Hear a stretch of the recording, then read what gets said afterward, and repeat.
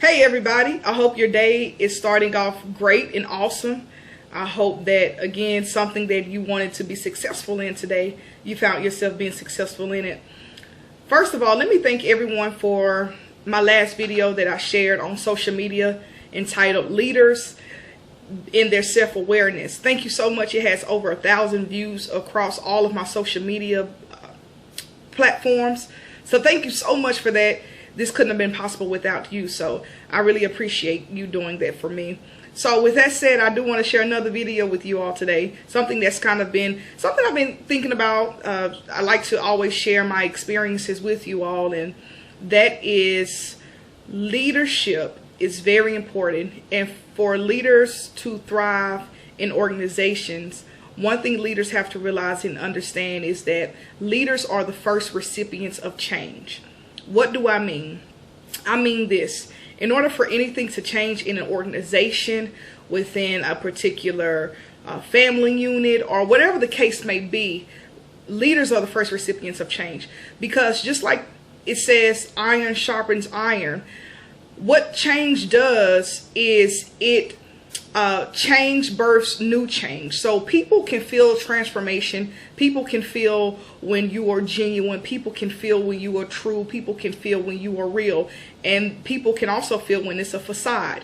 So what do I mean? I've been in leadership for about 15, 16 years. Yeah, I'm young, but I started very young in leadership in different organizations. I started, of course, in church, and then I've been blessed to be promoted to other leadership jobs or positions within different organizations. And so I've seen different types of leadership across the board. And one thing I've seen is that leadership, again, has to be the first recipient of the change. Oftentimes in leadership, we're taught how to act. We're taught what we should and shouldn't do. We're taught the principles of leadership. And granted, that's a good thing, but we're taught those things to keep everything organized, to keep things together. But what we're not taught is that change should begin with us.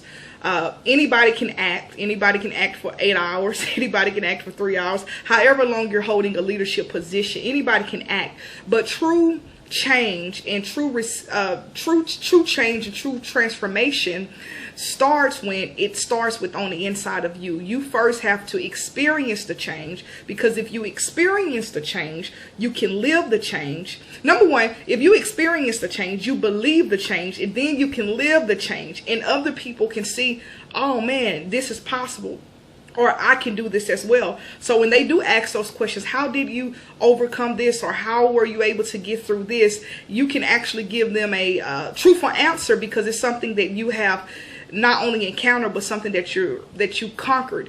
And not only something that you conquered, but something that you're currently conquering. Because what we fail to realize sometimes is that as leaders, or even as people, even though we've overcome certain things, we've gotten certain victories in things, that doesn't mean that those certain situations or those certain temptations won't arise again in our lives. But what happens is we now have the tools that's needed to apply the necessary tools to apply to the situation at hand, and we can better handle it, because we understand that, okay, we got victory in this before, so we can get victory in it again. And so I just want to encourage all leaders, no matter the capacity. I don't care what organization you're in. If you're starting an organization, or if you've been in an organization 25, 30, 50 years, again, change starts with you. That's what Shanita Brown Empowers is about. Shanita Brown Empowers is about leading from within. That's our mission, leading from within, leading from a transformed place. That's what leadership is. Leadership is just not the act or the facade of, oh, well, I have to be like this, I have to act like this, we should do things this way.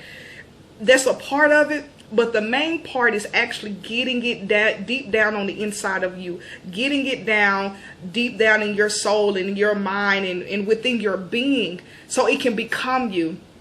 A few years ago, I had the privilege of teaching a lesson, and my lesson was called Becoming What You Practice.